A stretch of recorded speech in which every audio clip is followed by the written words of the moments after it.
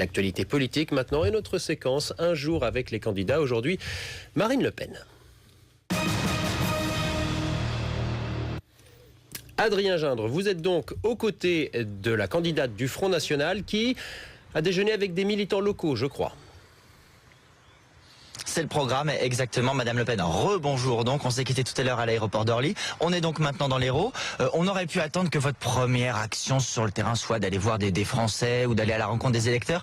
La première étape, en fait, c'est d'abord de voir les cadres de votre parti ici. Quelle importance ça a? Oui, et puis de rencontrer un certain nombre de vos confrères. Nous devons remettre en état de marche les fédérations, maintenant donner les consignes pour que les 40 derniers jours de campagne soient les plus performants possibles. Donc il est assez naturel que l'on puisse se restaurer en même temps, parce que nous sommes des hommes et des femmes, figurez-vous, et que de temps en temps aussi, il faut que nous mangions avec les cadres, et c'est toujours un plaisir, on se voit pas tous les jours, hélas. Et quand on se voit, quand vous les voyez comme ce midi, les discussions portent sur quoi? Portent sur les grands thèmes de cette campagne, portent sur les difficultés particulières de leur région, sur l'actualité.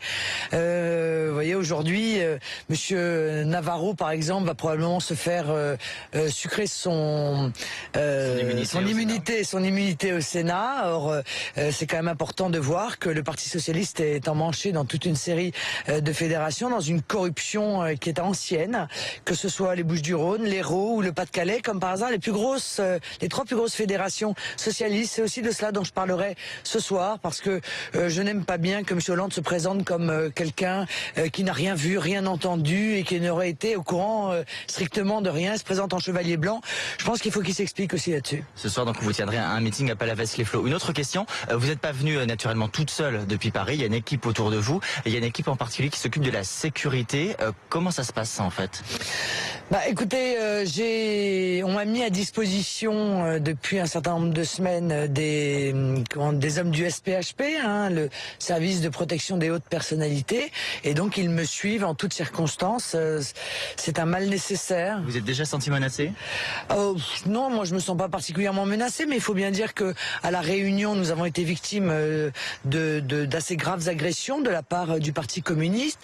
Il y a même un homme qui s'est jeté sur le toit de ma voiture. Ils ont tenté de m'empêcher de sortir de RFO en mettant des chaînes autour des grilles de la station de télévision, etc. Et c'est vrai que les propos très excessifs et limite menaçants de Monsieur Mélenchon, nous les ressentons sur le terrain. Chaque dimanche, nous sommes agressés par des gens du Front de gauche, du NPA, des gens d'extrême gauche. Alors ça nécessite quand même que nous assurions notre protection. Merci Madame Le Pen. On se retrouvera un petit peu plus tard dans l'après-midi. Il y a des rendez-vous avec la presse locale qui sont prévus. Et puis une rencontre avec les pêcheurs. Merci, à tout à l'heure. Merci beaucoup Adrien Gindre. Donc en direct dans l'Hérault avec Marine Le Pen. Et comme vous le disiez, on vous retrouve toute la journée aux côtés de la candidate du Front National.